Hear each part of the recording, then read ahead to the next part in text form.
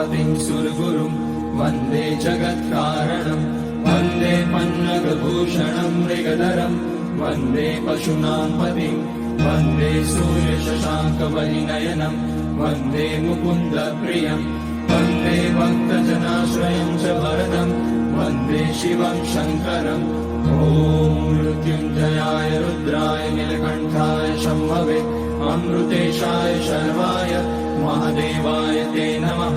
नमस्तेऽस्तु भगवन् विश्वेश्वराय महादेवाय त्र्यम्बकाय त्रिपुरान्तकाय त्रिकाग्निकालाय कालाग्निरुद्राय नीलकण्ठाय मृत्युञ्जयाय सर्वेश्वराय सदाशिवाय श्रीमान् महादेवाय नमः। ॐ नमः शम्भवाय च मयोभवाय च नमः शङ्कराय च मयस्कराय च नमः शिवाय।